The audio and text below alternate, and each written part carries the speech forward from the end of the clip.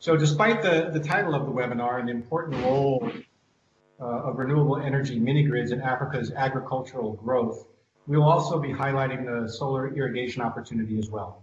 Irrigation is a first step to increasing yields, but we must start to understand how to turn those yields into added value, which is where mini-grids can start to come in. After brief introductions to the speakers, we will remind everyone of the challenges we face, how decentralized renewable energy solutions can help turn those challenges into an opportunity, what are some of the promising use cases that we see, and what can success look like. We have also included a list of resources at the end for those who want to learn more. First, a quick note. We recognize that today's panel is all male, so apologies for that. If you're a woman working in this space, please contact us so we can do better next time and achieve gender balance. We don't want a mantle either. So a quick introduction to Power for All. We are an NGO comprised of more than 300 partners that includes CSOs, private companies, funders, trade associations, research institutes, focused on ending energy poverty. We believe decentralized renewable energy is critical to doing that. This includes solar home systems, mini-grids, solar-powered productive use appliances, etc. You can contact me. You see my contact details here. We also believe that we will not end energy poverty unless we all come together to embrace what I call radical collaboration. We must build bridges between sectors, especially between agriculture and energy.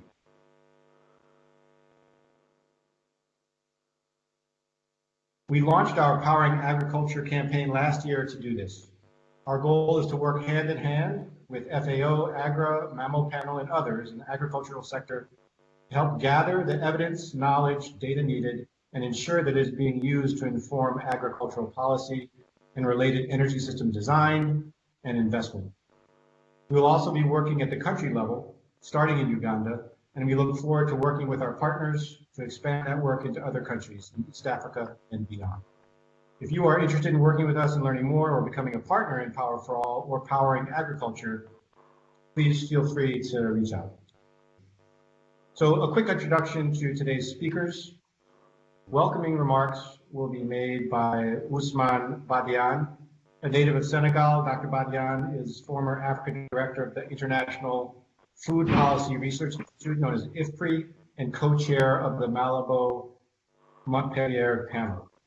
Dr. Bhatia has had an incredible career. He won the Africa Food Prize in 2015 and was central to the development and implementation of NEPAD's comprehensive Africa Agricultural Development Program. He spent 20 years at the World Bank leading food and agriculture policy and holds a PhD in agricultural economics. Our keynote speaker is Nuhu, who is the regional head of AGRA's team in East Africa, covering Tanzania, Rwanda, and Uganda. He was formerly the CEO of the NGO Kilowatt Trust, where he implemented programs focused on food trade, increasing smallholder incomes, and value chain development.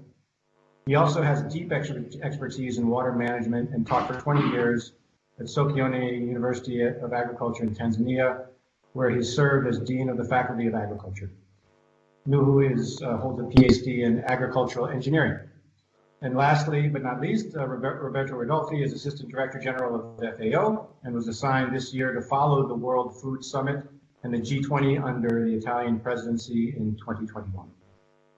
Roberto spent more than 20 years as a senior leader in the European Commission, working on international cooperation and rural development with a focus on climate, water, food, and migration. He has worked across the Pacific and Africa, including time in Uganda, Malawi, and Namibia.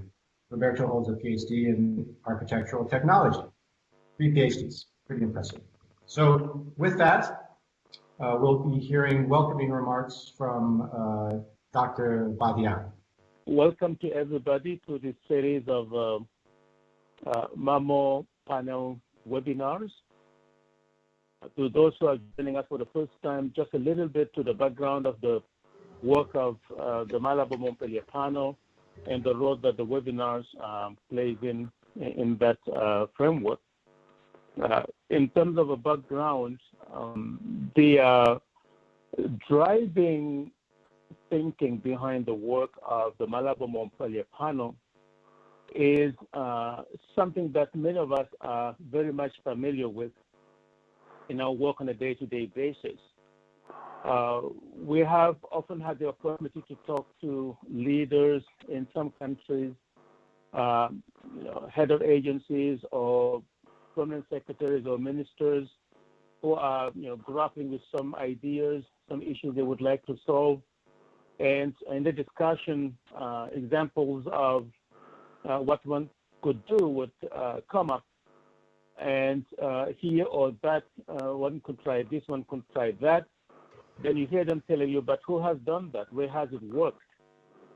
So that question is the main driving factor of what we're trying to do with Malabo-Montpellier panel. We're trying to anticipate that question by looking at priority areas for government intervention and trying to figure out where are success factors, where are things working, how are they working, why are they working, to document that so that if a leader would like to do something in that area, they will find in our reports where things have worked, who has done that, and how. In order to do it, the reports that we prepare are all centering around major strategic areas on the African agenda as defined by the Malabo Declaration, therefore the name Malabo-Montpellier panel. We said to ourselves that the last 20 years have been the best years in terms of economic performance in Africa since independence. Then obviously a lot of things might be going right. Although we are far away from solving the main problems, but where there is progress, there are lessons to be learned. So every report we do, take a topic, rank African countries from the leaders to the last, and take the top 6 or 7 of those countries. Then we go to those countries and look at what did they do to be on the top of the African countries. What did they do means in terms of government action, because that's what government can replicate. That's what government can scale up. So when we say government actions, we mean what did they do in terms of institutional innovation, policy innovation, and programmatic intervention to score that well, to have made so much progress. So all our reports focus on the 3 areas, whether it is energy, the one we're discussing today, or it is mechanization or irrigation or nutrition or digitalization, all areas where we have done reports. We don't look at the more complex nitty-gritty issues of who benefits, how much does it cost, what are the best options to design them, how do you run them, how do you operationalize them. We don't go in that direction. We don't do cost-benefit analysis. There are a lot of other people who do it. We just want to know what did the government in that country do right, and how a government in another country copy what they did or learn from what they did. So therefore, the focus is on institution, policy, and programs. Then we organize a forum where we invite a representative at the ministerial or permanent secretarial level of those leading countries together with another handful of countries. Always small meetings, 12 countries, 8 to 12 countries in the meeting, and for half a day, or a day and about half a day, plus maybe a couple of hours, to review the lessons and the findings.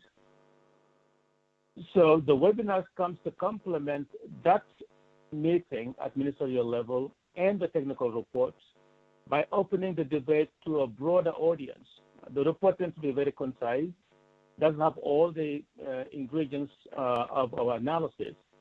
The forum is a very small meeting, so the webinars is basically for us the platform to reach out to more people to not only discuss the findings of the reports, but also allow people to speak to folks who understand the actions that government has taken so that they can discuss them further in detail. So that is what is expected of this webinar today. And thank you to our friends who have joined us to be part of the webinar. We are of course, very appreciative of your time and our friends from FAO for leading this presentation, Rodolphe and his colleagues. So thank you for joining us, and thank you to everybody. And I'll hand over to Hawa to move over. Thank you. Thanks so much, Usman. Appreciate your hosting today's webinar and for being such a leader on this topic. Well, Roberto, thank you for being here. And as I mentioned in my introduction, we're living in exceptional times with COVID-19. And I know that you feel quite strongly about what this means, both for agriculture and potentially for energy systems as well. So, no, thank you to Usman. And I think that the work of the Malabo Montpellier panel, is well known to the work people that work with this every day, but I agree that through the webinar we want to solicit also reactions. Now let me give you, in fact, 3 angles of my 3 slides. The first one is that decentralized energy is a driver in sustainability of the food systems. So, question. SDG, how do we achieve them? Well, we achieve them through mainstreaming of the SDG targets into the action of everybody, not only through policy and research, but also by practice of the private sector every day. Now, a big problem in developing countries is food loss and waste. Food loss in particular, mainly at post-harvest stage, is a drama. I lived many years in my beloved continent, which is Africa, and I think that there is a big problem of access to energy for food systems. And I would like to thank my friend Will, because the work of Power for All is extremely important in advocating for that. Myself, I dealt with energy when I was head of department of the European Commission, and we try to convene financial tools, mezzanine system. So my first point is energy, important for food systems and especially for reducing the food loss. Second point will be to talk about investments and finance on how to tackle the financial gap that will emerge as even stronger. And third point is a small reflection on what this COVID-19 emergency brings to us in terms of reflection on the food systems. So I will start from this and I will close with this. The emergency of the COVID-19 is showing a little bit similar to what happened in 2008 food crisis, but at that time there was a scarcity of food somewhere. Today there is not, but we are witnessing the same reactions, closing borders, the supply chain is interrupted, instead it should be flowing continuously, we should even cooperate more, and we can see the interdependency of complex logistics into the efficiency of the food chain. So we witness a little bit of de-relocalization. You remember there was a delocalization with the globalization, so transformation was happening in one place, production in another, distribution in a third place, etc. And now we are going a little bit back on that. So a catalyzer of this re-regionalization of the food system is this emergency. Why? Because, well, you don't want to have problems with logistics, so we try to keep your supply chain short. You try to keep under control the factors of production, transformation, and distribution, which is not only the case because markets are far away, but then you try to get closer to the markets, the chain, and you try to get the markets closer to the chain, in which it means that you have to get consumers with ability to spend closer to the production, and therefore this calls for a bigger economic growth and economic development. One example is the Mediterranean food system and the Mediterranean diet, not because I come from Italy, but because the tradition, the culture, the territories, they all converge into a food system which is very localized, very, very localized. We can try to move to the next slide, perhaps, Will. Okay, now let me tell you the story of sustainable SDG compliant investments. What we want to say here is that with good policies, governments are making a lot of progress in enabling the environment. But now we need the private sector to move. And the private sector must move into what consumers of high awareness already understand as a requirement. People go into the supermarket, they want to have food that is traceable. They want to know where the food comes from, if there are residuals of chemicals in the food, if there is a loss of biodiversity in that particular food, and how much energy was wasted or consumed to produce, transport, and distribute that food. So the trade-offs, especially in energy usage to produce food.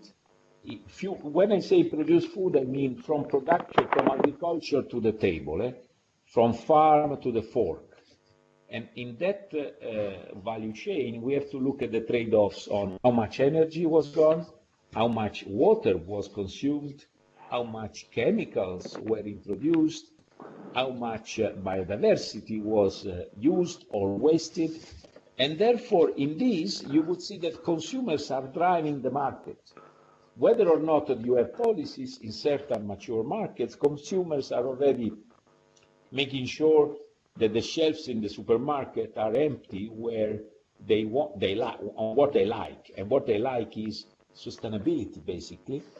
Of course, we have to make this bigger, and that's where the seminar, NGOs, the civil society comes useful for that.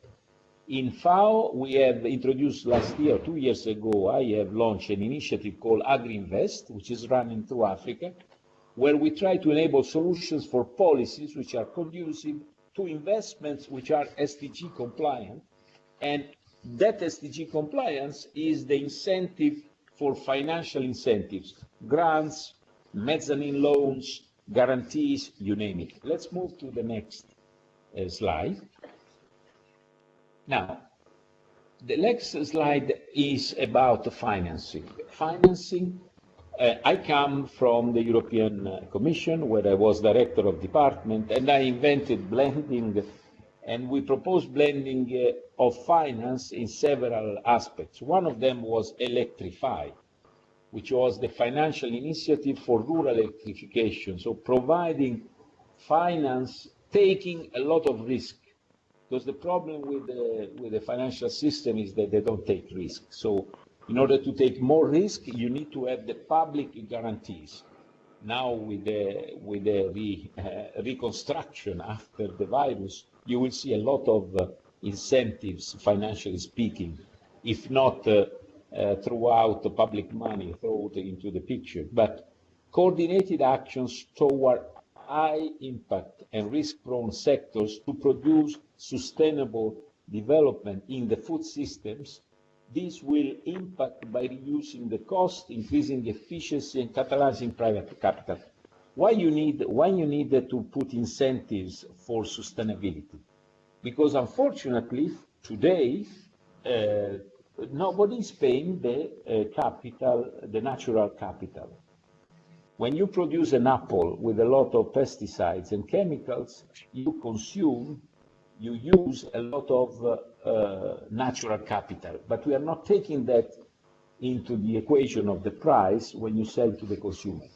If you would do that, then you wouldn't need any incentive for sustainability, because it will be cheaper than in sustainability. But we don't do that, so we need to create incentives, hoping that the economic faculties will change shortly. So leveraging critical public investments, capacity for development, innovative investment options, de-risking mechanisms. That's what we do through the Agri-Invest approach in the sustainability. Of course, we provide normative guidance and tools, concrete tools, for example, to be given to farmers in order to reduce the carbon emissions out of their investments. And we want to look at also at the social aspects, how a big investor in New York, Wall Street, will not like to come into the picture of a scandal because there is child labor in one of his investments, or there's gender not mainstreamed enough. So all these are packaged in different tools that can become concrete for private sector to apply. And I conclude again with the first point. So energy and access to energy is fundamental to the production and to the storage and to the reduction of food losses after farming gate. That is going to be accelerated by the COVID, what I call an SDG compliance plus. So the emergency of COVID-19 is providing an SDG compliance plus. That plus is an accelerator of the need to keep some transformation, some preservation of the products close to the production, and also becoming a little bit less dependent from the logistics in the supply chain. This I see as an opportunity, and probably we should look at that together.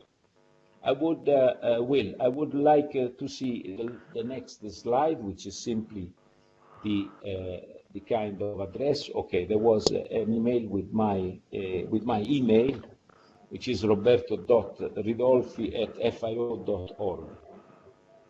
Okay, I think it's here. Thank you very much.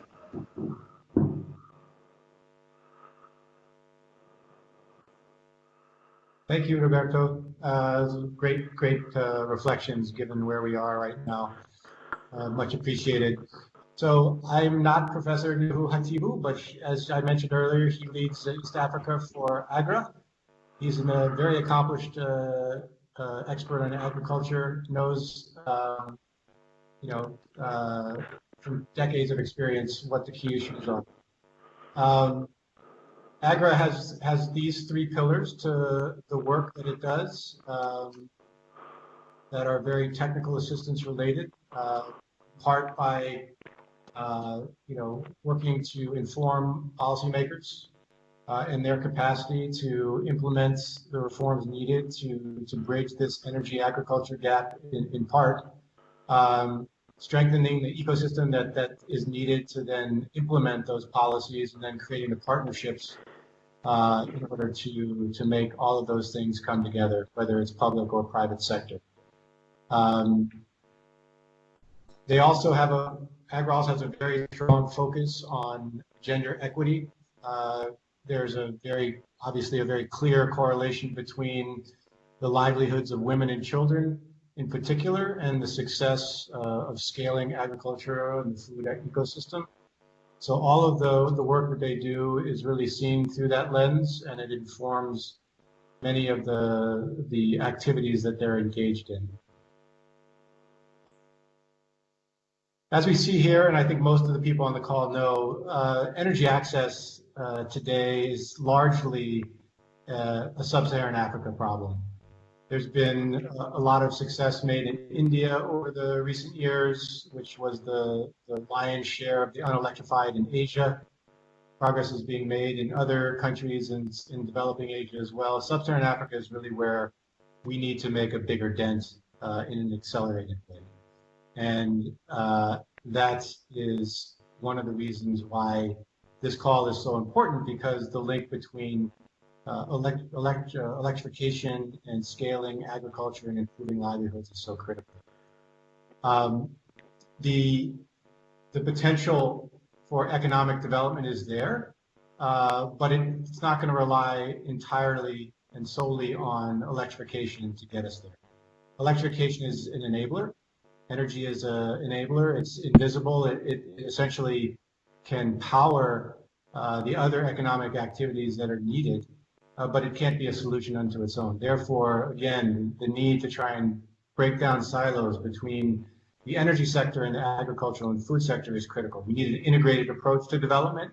We can no longer continue to survive in what I call a siloed or solution silo world. We need to break down those silos in order to achieve an integrated approach. And the important work that the MAMO panel did late last year with the publication of the report you see here, Energized, is helping to do that. And it's one of the reasons why we're so eager to work with MAMO, FAO, and others. We're starting to see that within the agricultural and food community, people are waking up to the opportunity from sustainable, decentralized, more climate resilient energy systems. And there's a lot of opportunity that's still untapped here. I highly encourage you to read this report if you haven't already. So it's not just about electricity access. We also face a huge hurdle when it comes to the agricultural and food situation in Sub-Saharan Africa. The statistics are pretty sobering. I'm not going to spend time rehashing what many of you know, whether it's food loss, whether it's undernourishment, whether it's lack of irrigation. The statistics are pretty stark. We have a lot of work to do. But at the same time, the opportunity is excellent when it relates to the nexus between agriculture and energy. Whether it's improving food security through reducing waste through refrigeration, whether it's allowing smallholder farmers to scale their businesses or come together as collectives to increase the value of the products that they're harvesting, increasing mechanization and potentially productivity, and also improving the employment situation in rural Africa, where, as everybody knows, the level of youth unemployment and just unemployment in general is extremely high and continues to be adding more unemployed all the time.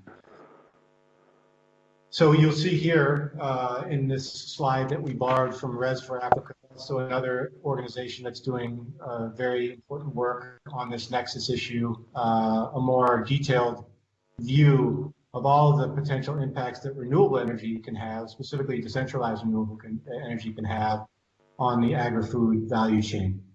I encourage you to take a closer look at this, but we'll be going through some of these in more detail. As I mentioned, decentralized renewable energy in particular. These are decentralized systems, standalone solar, mini grids, solar-powered appliances that can be standalone or integrated into mini grids that have a potential use for all parts of the agriculture value chain as you see it, whether it's primary production, post-harvest and storage, or transportation and distribution. We'll get into as well the processing side. But first, the first order of business right now in Sub-Saharan Africa, as well as other regions that lack proper irrigation, is the potential for solar power irrigation. And the IFC and Dahlberg put out an excellent report last year as well on the potential for solar powered irrigation. You see that most crops still are rain fed. We're doing still less than the global average in terms of arable land that is currently irrigated by a large margin. And irrigation really has an opportunity to increase yields and to create a huge market, in fact, both for suppliers and for farmers as well. So, solar powered irrigation really can be an economic change maker for smallholder farmers. They're very flexible in terms of where they can be deployed and how. The costs of running solar irrigation are perhaps still a little high on the upfront CapEx side, but once you get them in operation, they're actually over the life of the pump much cheaper than the diesel alternative. And those numbers will continue to improve over time. Hello, William. Sorry to jump in. I think Professor Nuhu is back. Thank you, William, for taking over. And I've listened to you in the last few slides, and I can probably carry on from where you left. Yeah, I think we were talking about the benefits and how this one become a game changer. And I just want to finish what William was talking about on the why solar power irrigation is a game changer. And from over and above what William already said from the slides, is that we also see mini grids and other types of solar power, other types of power used will allow what we call farmer-led irrigation. And farmer-led irrigation means this is a distributed irrigation, which can be done one farm at a time, without depending on building a huge social system for having a lot of smallholder farmers working together. Another more important on the next slide is the fact that going into solar powered systems will enable us to drastically or increase, create basically a new sector on solar powered pumps in Sub-Saharan Africa. This will start with importing, assembling, supplying, operation and maintenance, and repairs. But in the future, it can even go to manufacturing, and we see this kind of employment and business growing to about 1.6 billion US dollars by 2030, and it is something that brings double advantage. First of all, you have got a much better efficient use of water. You are using natural energy like solar.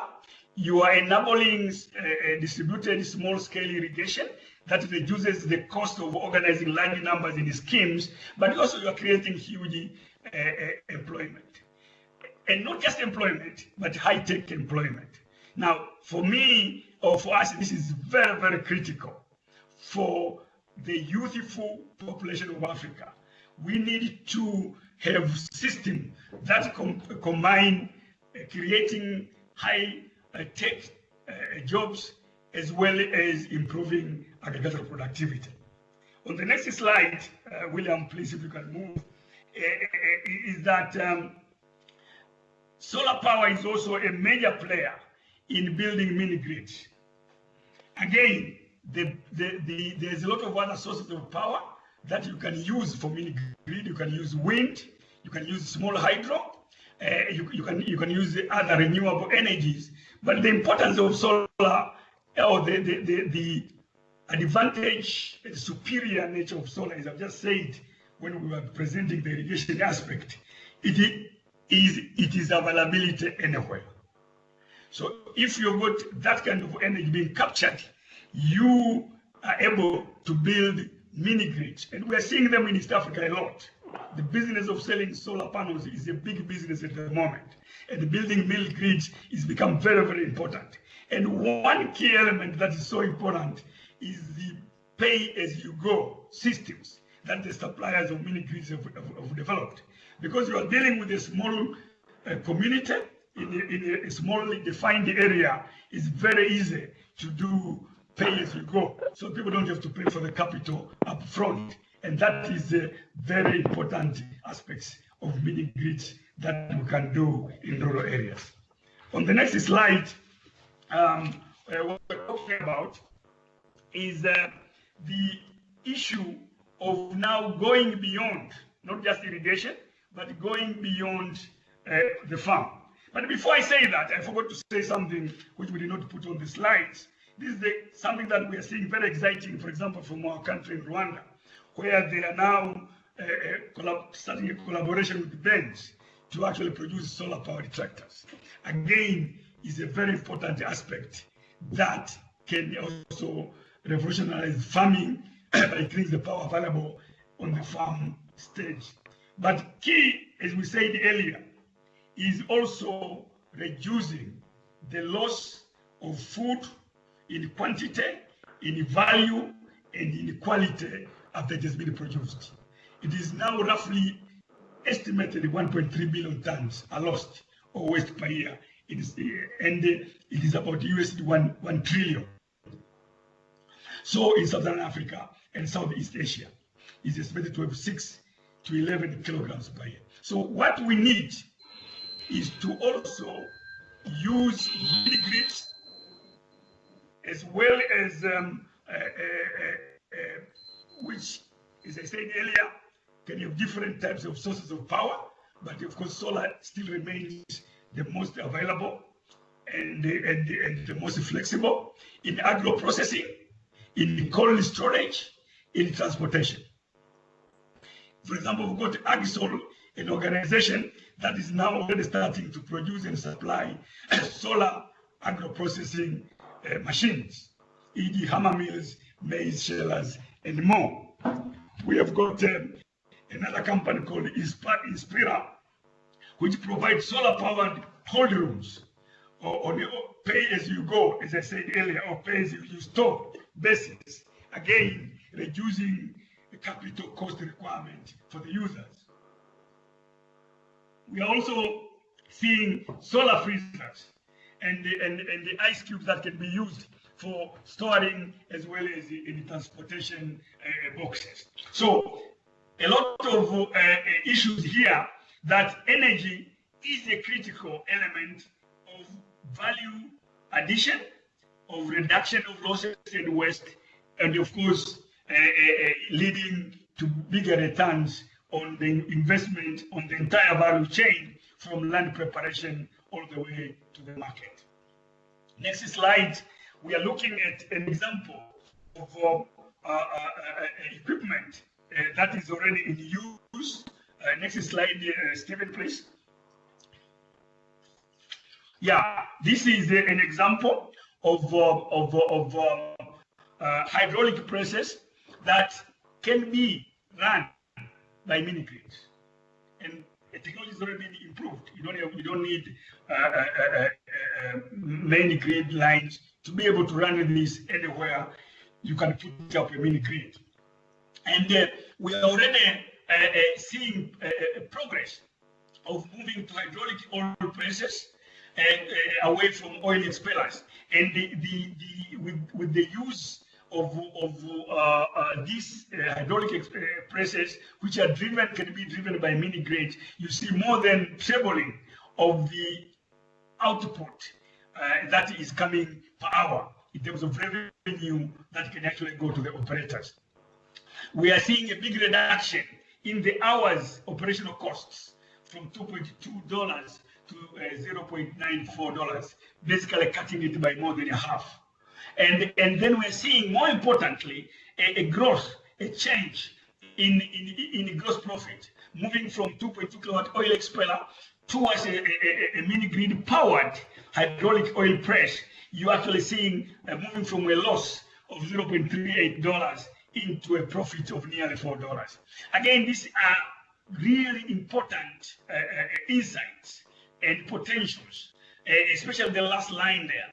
When the gross profit per hour actually increases by more than 6 times, I think then we're talking business.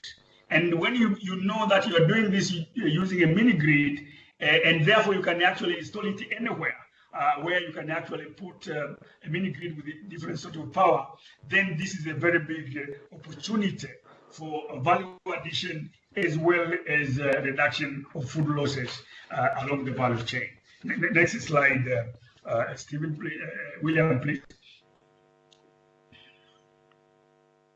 So on this slide, we are giving an example of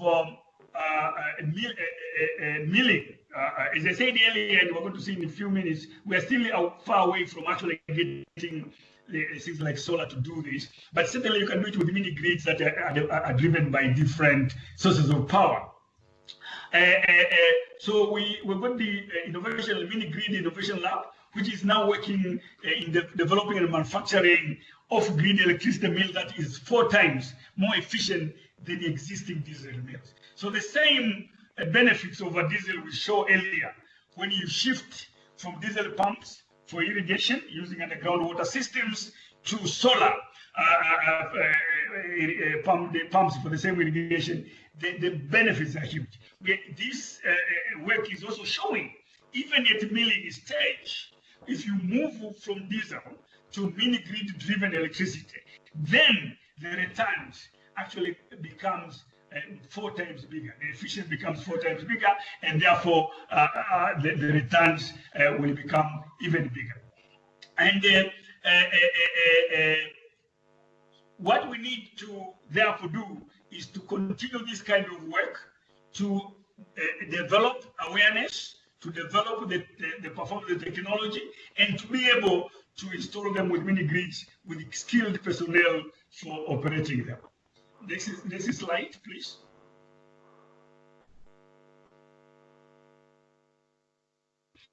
Yeah, in this slide, we are giving an example from Tanzania, where the demand for tilapia is higher than supply. And the most important limitation was the spoilage that people get without cold storage. Certainly, we've got a lot of tilapia around in Tanzania, in the ocean, in the big lakes that is around us. But how do you get that tilapia from the source, which are actually in the periphery of the country? The Great Lakes actually forms the border of the country in the west, and in the north, the Indian Ocean forms the border on the east, and then the landmass in between. So storage, cold storage, for which is run by an organization called Umeme, which basically is Jua, solar power. Umeme is electricity in Kiswahili, and Jua is solar. So it's a combination of the two words, Jua, sun and electricity, to get this Umeme. So we've identified in Lake Victoria a site, systems that have been implemented by Umeme in collaboration with Tanzania local communities to collect and rear tilapia in Kenya farms on the islands in the Lake Victoria, and using mini-grid electricity to provide freezing the fish on site, and having also freeze transporters. They are able to supply this fish fresh all the way from Lake Victoria in northwest Tanzania to the city of Dar es Salaam on the eastern side. Again, a huge improvement in value chain, a huge improvement in access to markets, and certainly a huge improvement in the return on investment, all from investment in these mini grids. So we are seeing in projection that currently we've got 60 permanent plus 45 seasonal fishermen that are earning revenue out of this investment. We have about 510 people in 108 families enjoying the increased income, and we are seeing euro 90,000, approximately $100,000 of additional cash injected into the village economy. Again, and this is enough to start being able to pay for the mini grid that actually has been put in that village. And certainly after that, it's going to be sustainable because the source of energy is almost free. Next, William. Sorry, I cannot run the slides myself. Okay, so another example is coming from the DRC Congo in a place called Irrigation Island. And we have seen an organization called Equatorial Power transforming lives in the village through mini grid, connecting 303 households and businesses. And what it brings in the fore is cold chain interventions for meat, fish, and milk. And again, as I said earlier, expanding the market reach and expanding the returns on the sales that are being done. But also there is a feedback loop to production, because with reduced waste, expanded market reach, certainly there is more motivation to expand production and the supply, and therefore increasing the potential incomes that can go to the smallholder operators of the meat production, fish production, milk production systems in that area. Again, this is a big development, given the fact, I want to just use one moment here, that we really need Africa, including the African Development Bank, is really focused on the Inga Dam, the so-called game changer for electricity in Africa. It is not happening. It requires a lot of money. It requires a lot of infrastructure. System like this, already operating in the DRC Congo itself, if expanded, can take us very far in the near future, compared, for example, with the Inga Dam project that has been in the pipeline for so long, and certainly it is not going to take. So we are seeing this example from DRC as a key evidence of the fact that the mini grids can actually solve a lot of our problems before we get into bigger investment systems. Next slide, please.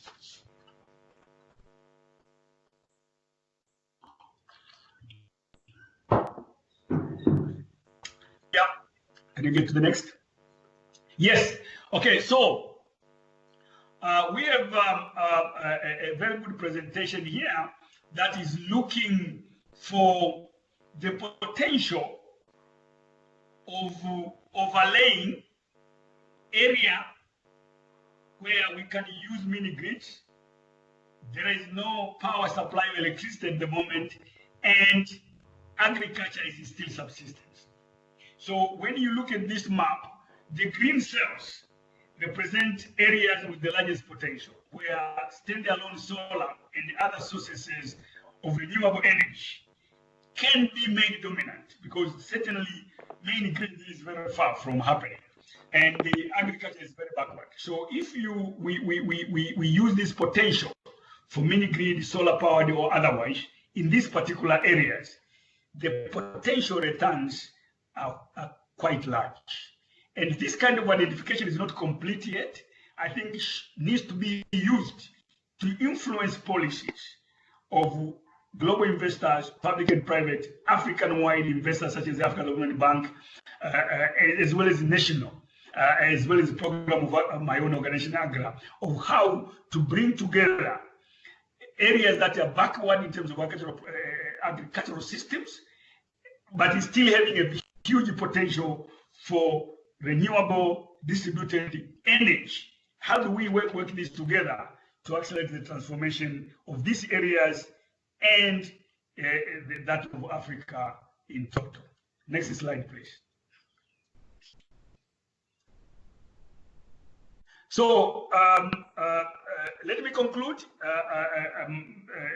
My keynote was presented by William First and myself, but I'm sure most of our listeners have actually heard what we were talking about. And the issue here is scalability and decentralization. So we see from these few examples given in this presentation and the data that is available that these things are feasible. However, we must have appropriate institutional and policy frameworks. It is the key element. And I think we need to start by increasing the consciousness.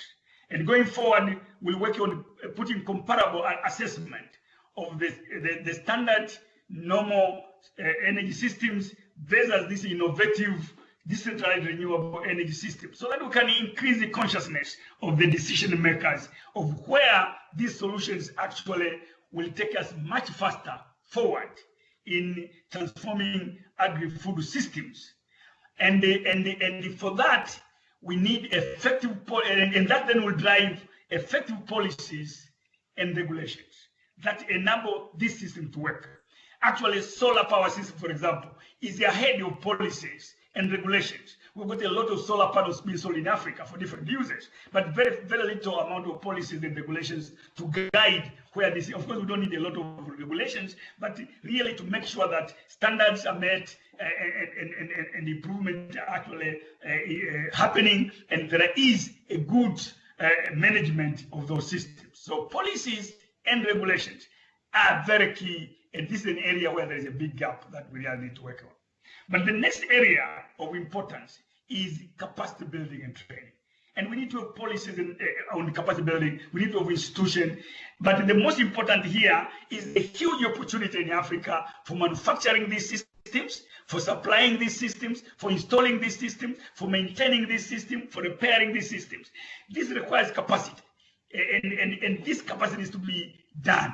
I don't think I've got any record of a vocational training institute in Africa that is already transisted to renewable energy skills. We're still in car repairs, painting, and brick making. This is an area where a huge transformation of our vocational training and technical training needs to happen to build that capacity to enable these mini grids to be built, mini grids to be maintained, mini grids to be operated properly, and so on and so on. The third area of focus is markets. Market access for the suppliers upstream of the farmers, the people who are going to supply everything from solar panels to solar pumps to solar-driven tractors to solar-driven freezers. We really need to make sure that there is good aspect of market development for them, and they are able to actually access those markets and being able to provide those technologies. But then downstream of the farmers and other value chain operators, again, a big need to look at market access and to make sure that those people who adapt these technologies have got profitable market that they can pay for those technologies. And certainly looking at the African continental free trade area, that it creates a lot of opportunity for linking Africa itself through the free trade area for both technologies and the products that come out of using these technologies.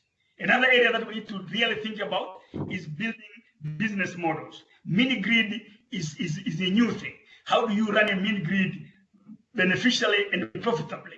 Business models for that, for different sources of power, is to be developed. How do you use different sources of renewable energy along the value chain? What is the business model? Is it hiring? Is it ownership? Is it a combination of both? And so on and so on. And the issue of data, but I've already said the mapping that is being done now using IEA and the FAO data. We need to build those. The most important here is that even to do the right policies and regulations, a lot of data and a lot of analytics is actually required. And finally, is awareness raising. And this is what we're doing in this webinar, and it needs to continue. I think there needs to be a critical mass of people in different places, different roles, aware of these potentials that we're talking about. Where can they work? Where can they be bring more benefits, and what kind of benefits they can bring? Using the data that we have and bringing this awareness is very, very critical. I want to thank you very much for your attention. And basically, in Tanzania, I want to say asante sana.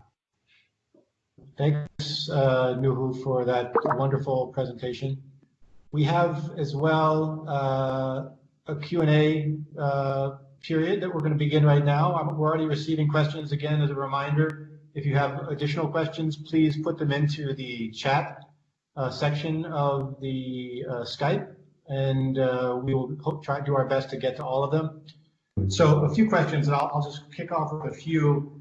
Some of them are quite technical. I'm not sure that the speakers have answers to all of them, including, what's the typical kilowatt consumption of irrigation pumps that are being used in Africa, as well as, what's the average temperature of cold storage and the volume of that cold storage and how much produce it can hold. If people have specific technical questions, I would encourage you to reach out to me directly or to Nuhu or any of the other speakers. We're happy to take those questions offline and provide more technical information to you. A couple of questions that I came from the audience and also that I have. The first, maybe I'll start with three. And this is a question from me, actually. I recently heard in Ethiopia that one of the large international funders of agricultural development was working with the government there to try and create agricultural processing clusters, and that they really didn't even consider looking at renewable energy and just by default turned to diesel generation as the power source. So the question there for perhaps Roberto and Nuhu is how do we get around that? Clearly, some of the key institutions that are supporting policymakers aren't even yet willing to treat these solutions as a potential reality. That's one question. The other question is around water overuse and solar irrigation. We've seen this somewhat in India already, where solar pumping, there's a large state-backed solar pumping program there. And we've seen, because it's heavily subsidized, that some farmers are taking water out of the ground without really any sense of what the cost is, both to the water table and potential access to water overall in the country. So that's the second question. Maybe Nuhu, that goes to you, sort of water overuse as it relates to irrigation. And then a third question is around clustering.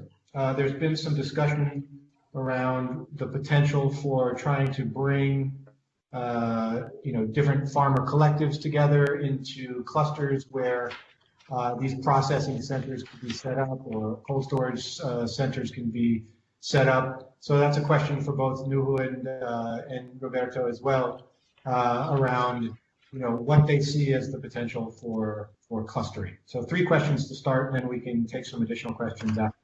Thanks. Okay, Roberto, allow me to start, and then you can come in for those 3 questions. Please. Now, okay. So let me just first of all acknowledge that I don't have all the details about the agri-processing zones in Ethiopia and the kind of energy they are using. But what I've already said it in my closing words, that consciousness and the awareness of the potentials of these mini grids using different types of renewable energy is not, we've not reached the critical mass of that understanding and that acceptance. And this is the area which I said in my my summary that we need to pay more attention to, because the evidence that we're now having are showing that you can actually do that. So we need to increase consciousness and understanding of the different players and decision makers. So that would be, so I accept the observation given that it is probably right, and that will be the solution. The issue of water use, overuse of water, is a very big challenge. It is an acknowledged challenge, even in India, where solar powered systems are expanding. And we really need to find a solution to these problems.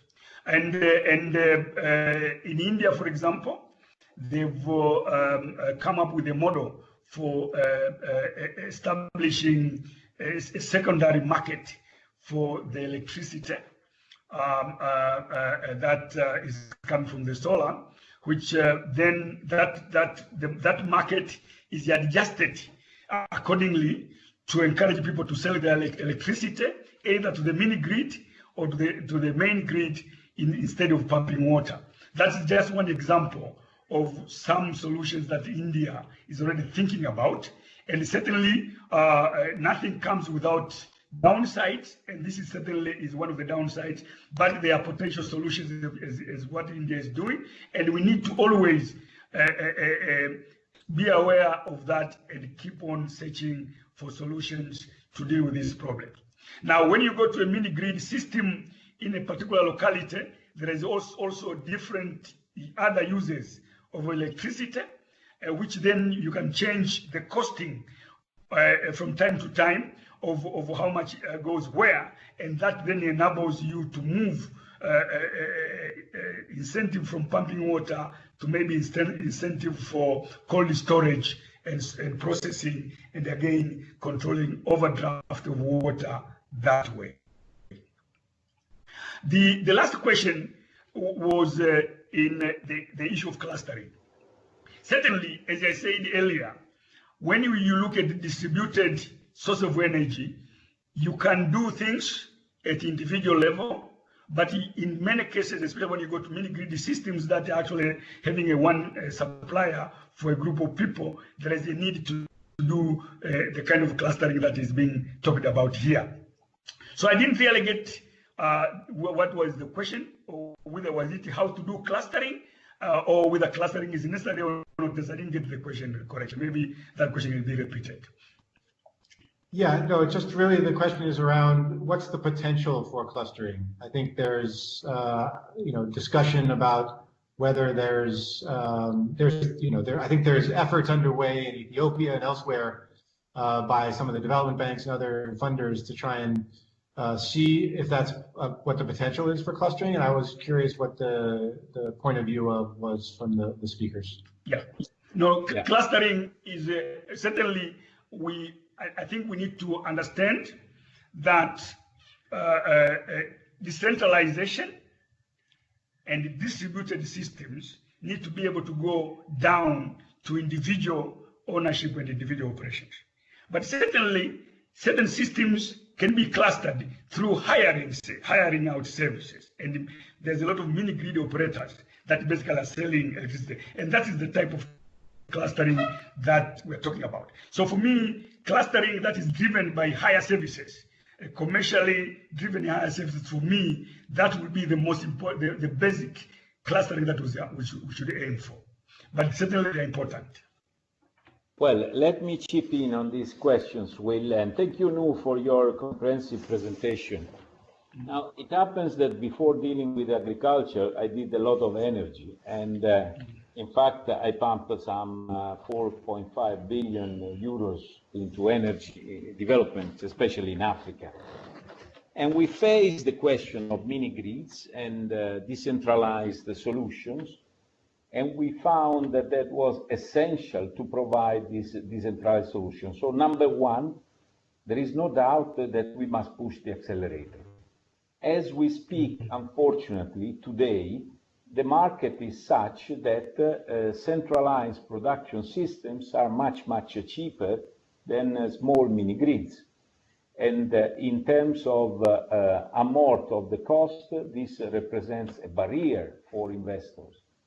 That is why in 2015 and 16, we launched blended instruments of public finance in order to provide guarantees, mezzanine loans and grants also to small developers that are going around in remote places in Africa and trying to develop mini grids. Now the question is also the tariffs. Then when you come to the tariffs, a mini grid developer will tell you that he needs, I don't know, 25, 30 cents per kilowatt hour. And of course, the Minister of Energy will say, no, I'm selling at 12 cents per kilowatt hours, so my citizens are all the same. I can't allow that people pay different tariffs. That means that you need a subsidy. So the business model is not yet very conducive, but, and this is the good news, the decreasing cost of, first of all, the installation in solar panels, I think we reached a little bit the plateau in reducing the cost of the installation. Now we look at reducing the cost of batteries, because let's not forget that we want to give a serious, reliable, modern, and sustainable source of energy to the people. We don't want to give 20 watt to a family.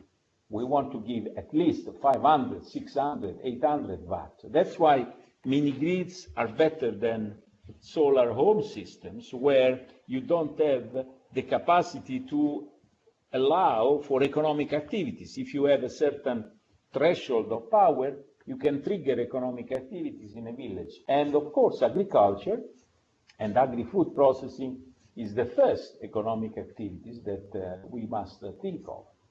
Then there is all sorts of artisananships and small laboratories, mechanics, etc., etc.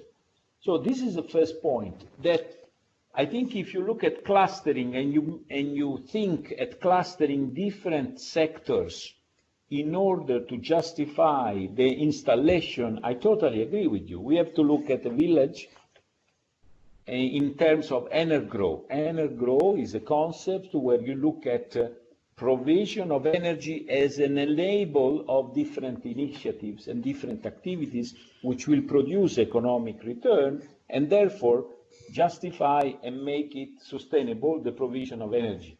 And of course, somebody must believe in it at the beginning, because at the beginning, the system will not work on itself.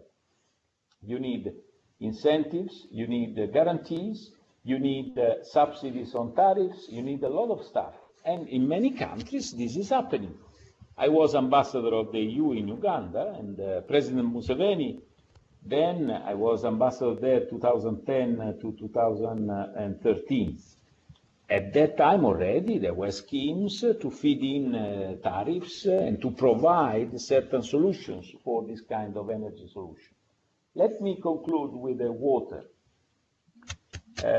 No, before you arrived, I did my small presentation. We talked about relocalization of food systems, due also to certain dangers in globalization.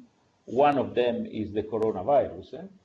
But the reduction of food systems, the reduction of the length of the supply chain of food system cannot avoid to pass by a much bigger provision of and access to energy. This is clear.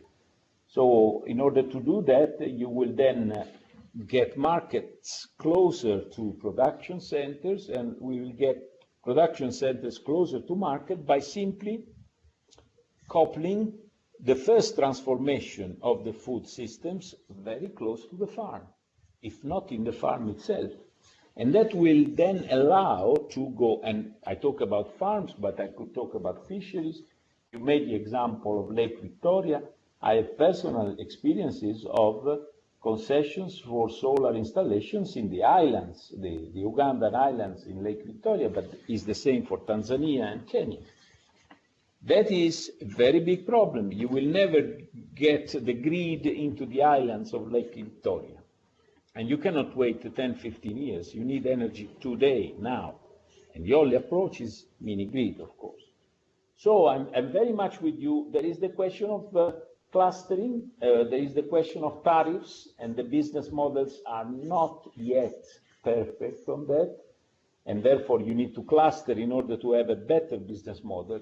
For example, you would see an operator in installing a mini-grid that is also the one that is selling electric appliances, but is also the one also providing loans through fintech, which can only work if you have energy, and is the one that is also providing access to educational services, access to health services, and so forth. So if you cluster like that, then the business model can work much better. Over to you. Thanks, Roberto. So we still have a number of questions. Again, many of them are quite technical. And I think for the purposes of this conversation, we're going to try and keep this a little bit higher level. If there are technical questions, for example, you know, where is the geospatial data available that we mentioned earlier, or what's the size of a solar pump in terms of kilowatt, whether, you know, the irrigation is best served by standalone solar systems or mini grids. These are all pretty detailed questions that we're happy to get into further discussion on. So, you know, again, please reach out to us separately about that. But I think there are a couple of other questions that around quantification of agri-processing and sort of where we are today in terms of being able to say with confidence that, you know, mini grids or other decentralized renewable energy systems are capable of processing certain things, whether it's milling, whether it's pressing. And Nuhu talked a little bit about this, but didn't get into the details about where some of that data is coming from. So there's an institute called A2EI, the Alliance to, what was it called? The A2EI, Access to Energy Institute.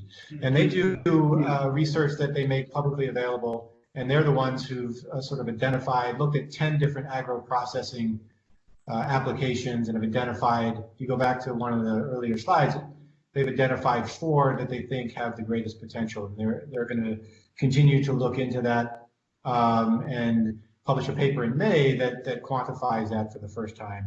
The Rocky Mountain Institute is also doing similar work in Nigeria. So there's a fair amount of work that's still ongoing right now on that topic, and I think we're going to see a lot of data this year that will help inform us and help us make better decisions on what types of energy systems we're deploying. So that's that. There was a question around capacity. So I think this goes back to Nuhu in your conclusion. You mentioned capacity, the need to really focus on that. There are questions around, does Africa have the capacity domestically to produce enough solar panels to, supply the types of things that we're talking about? Do we have enough capacity within the youth communities to actually, work on these projects? So maybe I can ask for maybe a little bit more input from the speakers on that. But before that, I wanted to also, the other question was around, non-solar solutions. And I think this was alluded to earlier in terms of wind and hydro, but it'd be good to hear from the speakers as well on what they see the potential for non-solar solutions in this realm of agriculture and food. But first, before you get to those 2 questions, I wanted to just pick up something that you mentioned, Roberto, on the fact that mini grids are not, cost competitive. I think was the word that you used, or you said that the grid is cheaper. And I just want to make the point that yes, the grid's cheaper, but the grid's cheaper only because it's heavily subsidized right now. And the private sector companies that are developing the mini grids are largely not subsidized, and they're expected to, implement their business models without any tariff subsidy, maybe sometimes with some CapEx subsidy, and very little, if any, operational subsidy. So, I think we need to be talking about these things, from a level playing field. The grid is heavily subsidized. The companies that are developing mini grids are not. So if we equalize that equation, my hunch would be that there would be a lot more mini grids being built because they actually they have a lower cost per connection oftentimes than utilities. And as they scale, all the costs will come down. So just wanted to throw that in there, Roberto. I totally agree with you. But that's exactly the problem. I say it very clearly. The politicians are those that say, look, I have to give the energy the same price. They are subsidizing the other side. They don't intend to subsidize the other side because also in terms of population is a different story. So there are a lot of big issues which we live daily on that. I would agree with you that definitely countries should look at the comparative advantages of the solutions and push more. That's why you need the public intervention on it. Now, agri-food represents a big opportunity to demonstrate that economic development and therefore job employment can be done in the rural areas if there is energy. If there is no energy, the young people will go to town and will be unemployed in town, and sometimes creating social unrest. So that is another area. Yeah. So so I want to, if I can come in, I just wanted to add on what Roberto said is that certainly, again, influencing policy decisions is item number 1 on my recommendations. The data that we are collecting now is adequate to be turned into policy driving, changing the policies of subsidies, of types of energy to be used. And one data, for example, that is very easy to get is the amount of loss that we get by these smallholder farmers not having any source of energy. Because even the main grid getting there, it will take many years. And when you factor that one into the cost side, you'll see that the benefits of investing in this actually increases. So what are we losing now?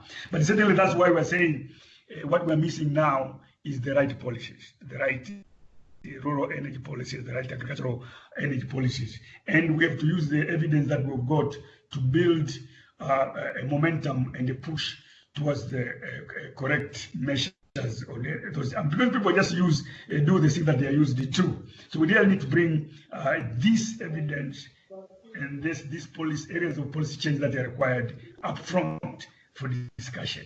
And I don't think that, I think we need to increase that, and Power for All is doing that, and the other institutions are doing that. Now, on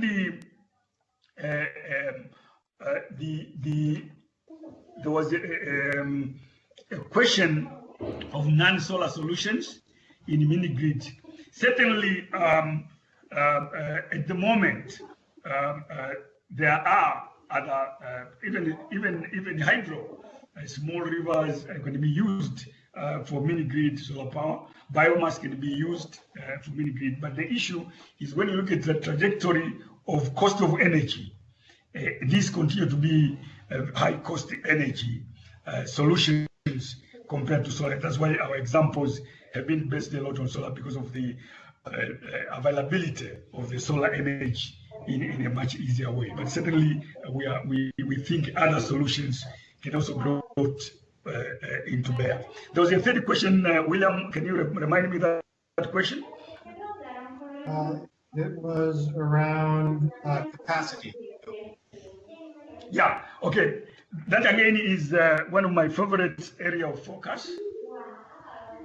I believe the amount of engineers we have in Africa now unemployed is actually quite significant.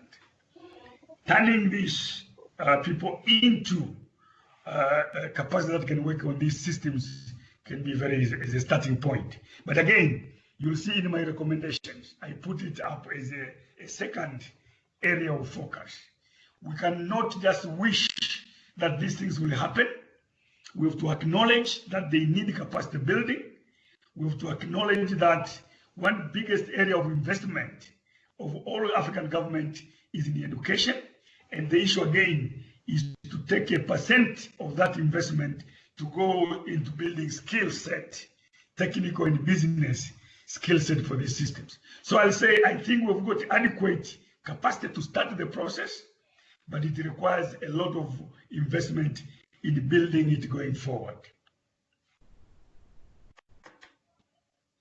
Thank you, Nuhu. We're getting some great, not only questions, but also excellent resources that people on the call are pointing others to. We'll try to do a good job of capturing those from the chat and making sure that we make those available as well. One question from a mini-grid operator is, how and where can I get support for my productive customers, what he calls or she calls agripreneurs, to switch from diesel-based machines to more efficient electrical fluid processing appliances to connect to my solar microgrid? So that's a deep question. The diesel infrastructure in Africa is pretty embedded and entrenched. There's a lot of inertia there. So I'm wondering if Roberto and Nuhu, you have thoughts on what's the pathway to trying to incentivize farmers to move away from diesel. As I said earlier, one of the largest international funders on agriculture isn't even thinking about solar or renewables right now. They're just defaulting, going to diesel. So it's clearly an issue that needs to be addressed. Yes, it's an issue that needs to be addressed, and that's why we've got this map of Africa that we looked at the areas of potential. And certainly the biggest area of potential is where the competition from diesel is not there. And that is still very big. Even that statement, diesel is entrenched, is in a few places. It's not everywhere. There are so many smallholder systems which have no source of energy at all. You look at, as we presented earlier, tillage systems is human or animal powered systems. So for me, going to an African village where people are already using animal powered machines, and you come with an alternative energy systems, that is your market. These people are already in the move. They have been left behind with animal power, but they're ready to mechanize. They're already experiencing mechanizing. So for me, I will not start in competing with where diesel is, because there are so many other places where you can start with in a blank sheet. And that's why our mapping there is showing where agriculture is subsistent, very backward, very little energy, and the potential for alternative and renewable energies, including solar, are much higher. That should be the areas where these entrepreneurs start. And then when they reach a critical mass of that, then they'll be able to convert others back. But also, we are seeing, as the example I gave from Rwanda, we are seeing governments and big companies, Benz and the government of Rwanda, already taking that bold step of saying we are going to go for solar powered tractors, and we are going to go for other mini grid systems, because the solar powered tractor is a mini grid by itself. And again, it is there to reach that tipping point of influencing, and that's why I'm saying this issue of influencing consciousness and awareness at all levels is so important. The tipping point of influencing political leadership as well as private sector leadership to switch into this system is very, very critical. But my answer to that question is your starting point, your market, is where there is, for example, animal-driven systems or no system at all, because you don't have any competition to start with. Yes, on my side, I think I would agree with Nu. I would add that the consumers are becoming more and more aware of the trade-offs, and especially if you compare fossil energy and you factor into the cost of food in the right way, which is the CO2 damages and so forth, you will see that using a lot of energy in production of food from fossil energy is different than using a lot of energy from solar. We can even say at the limit that using solar, totally renewable energy will have and not a trade-off altogether. So it could be the situation in which energy comes for free, except operation and maintenance. And that free then gives you the idea that renewable is conducive to sustainability much more than fossil. So the smart grid powered by solar or by wind, even better, sometimes it's the micro hydro, will provide the solution to these communities. I insist on the business model only based on provision of energy, return, covering the investments, the operational cost, the replacement cost, etc., is not viable at the moment. So you have to either to have a very high subsidy level, which is policy matter, or in the business model, you have to introduce an integration, vertical integration, so energy together with something else. And that's where I think we can see the best innovation hopes. If you introduce fintech, so access to credit, access to energy, access to health, access to education, and you make of this a cluster of business, then you can really trigger all that. You don't see anymore, like it was 20, 30 years ago, a sector. You see the integration of sectors. Now this coronavirus is telling you, we are back to the Maslow pyramid level 1, which is just staying alive. Level 2 is health, but level 1 is food. So in the pyramid of Maslow of the needs, you have food as holding the health situation, and then you have the fulfillment of self, etc., etc. Forget about that. You need to look at food now. Yeah, and also to add to that is the fact that there is already one business model that is in operation that is being used as an entry point. This is the pay as you go, pay as you use, etc., etc. So that is again a very good model for entering, in the sense that you don't demand for these huge capital outlays. But of course, behind the suppliers who are doing the pay as you go, we need to have a financing system that will finance them with the patient capital to be able to do that for pay as you go systems. So models are already being developed. Even in solar powered irrigation, we're talking about a lot of people actually they rent to own. So you actually rent the system from the supplier, and then when you reach a certain level of payments, then it actually changes from rent to ownership. So pay as you go and rent to own can also be good models for entering and penetrating this market. And certainly you need to reach a level of users for us to be able to reduce this. And certainly any development money, which we have plenty as well, part of it needs to go to this, because this is the future. Thanks. So there's, and I think we're just going to, even though we're still 15 minutes out, I see the number of participants starting to drop off. So I'm going to ask one more, well, just sort of comment on one more question from the audience around cold storage for non-aquaculture. And then I wanted to finish it off with a question, plus any other final thoughts that you have as the speakers. And the question is really around something that Roberto was just alluding to, which is, there are energy providers, mini-grid developers who only want to be energy providers. There are others who are open to trying to be integrated service providers to help build up local capacity for additional agro-processing, small business loans, making those accessible, et cetera.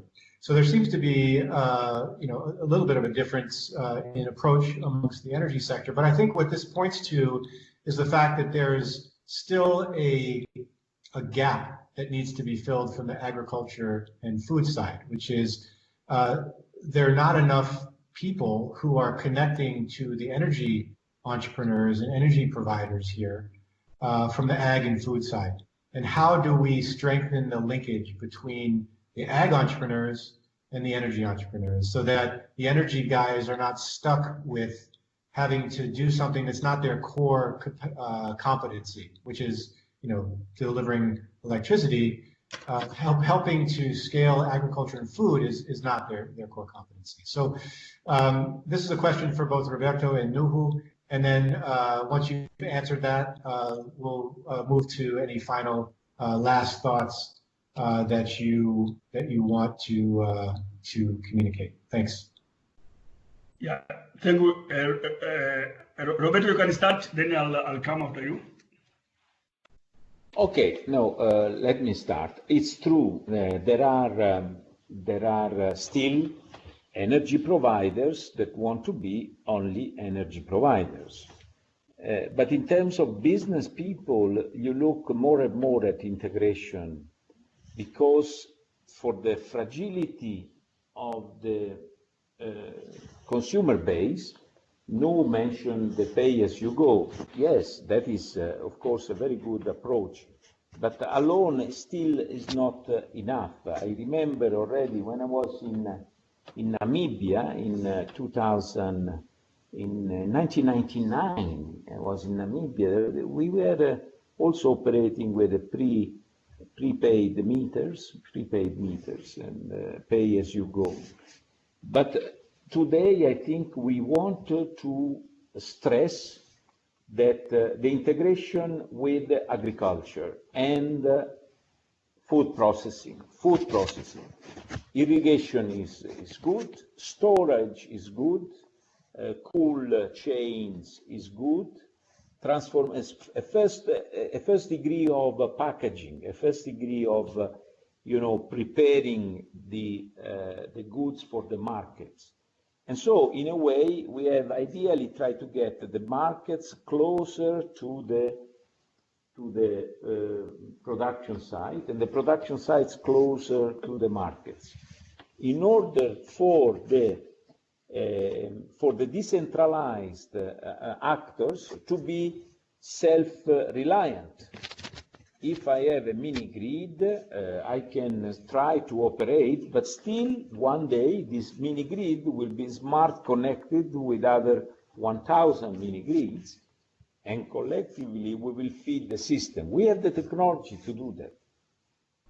We have blockchain technologies, we have specialized big data machineries to deal with that.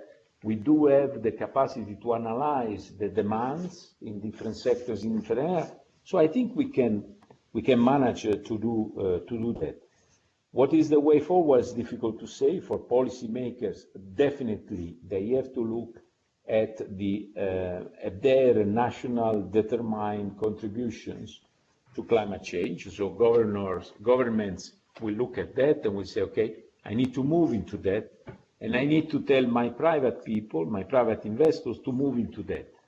Unfortunately, election cycles are always shorter than any kind of big long-term plan on sustainability, and therefore we have ICAPs here and there. Over. Okay, yeah. So yes, we are trying certain models in Agri, for example, on mechanization. By actually supporting farmers, sort of like medium-sized farmers, to actually own the equipment for hiring extra capacity to neighboring smallholder farmers. So that is one way of basically actually having entrepreneurs that are already on the agricultural side become the supplier of technology, basically telling them to expand their technology, and they're willing to do that. And because you see, the issue of having a specialized supplier is critical mass of market, critical mass of demand. So the first step will be to use people already in the agricultural business to be the one expanding into energy supply rather than the other way around. We are seeing that one actually working very well. And certainly, after you get a critical mass of demand, then specialized suppliers will certainly be able to come on board. But the second aspect is that when you've got specialized energy suppliers, what we are trying to do in our system is to build what we call business consortia of actors along the value chain, all the way from input supply to the marketing of products. So you create these entities where there is a critical mass of demand on the demand side, which is actually deliberately assisted to develop and come together, and being able to work with a group of suppliers of different people. Of course, we've done it very well already in seed.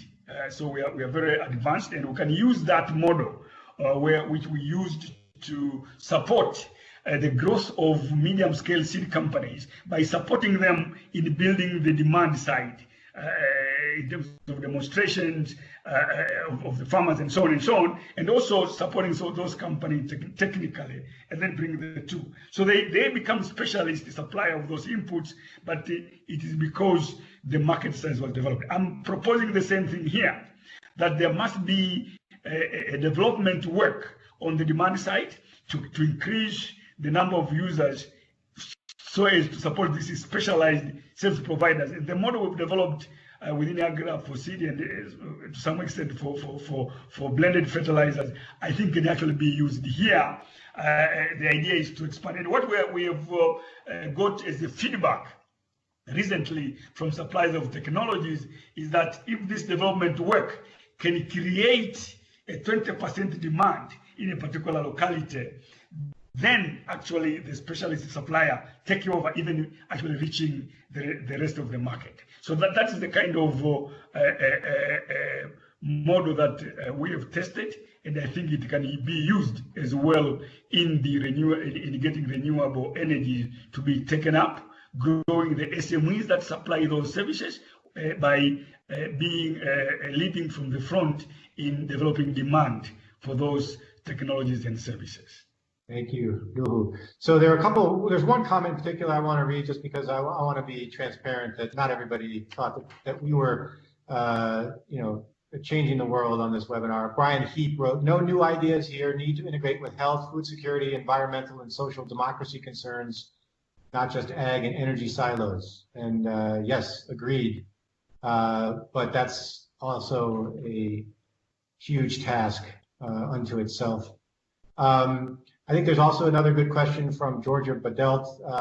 Again, it's a longer conversation, and I think it's sort of location-specific, country-specific, application-specific. But the question is really around whether decentralized standalone systems, such as solar milk chillers, solar-powered cold storage, et cetera, are more viable than connecting to mini-grids. And I think, as I said, those are sort of dependent on a number of different factors. I don't think there's an easy answer, and we could certainly get into that for some time. So I think that's we're going to wrap it up here. I want to thank the speakers, Nuhu, Roberto, Usman, especially again, thanks to the MAMO panel for hosting this webinar and allowing us to start what I hope is a really important and ongoing discussion and engagement between the agriculture and food sector and the decentralized renewable energy sector. So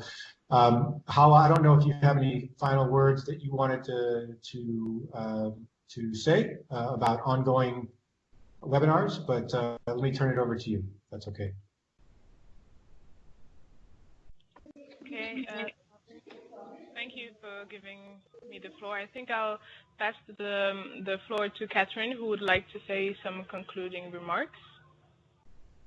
Catherine? Thank you very much. Hi, I'm Catherine Glatzel. I'm the program head of the MAMO panel based at IFPRI. No big concluding remarks, just to say that this webinar series is a regular thing.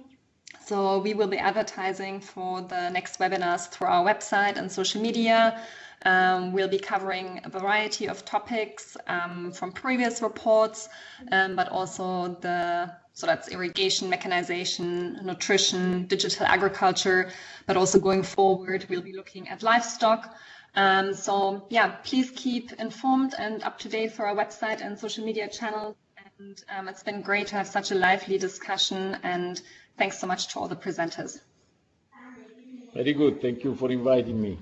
Bye-bye. Thank you also. Thank you for inviting me. This was very exciting. Bye-bye.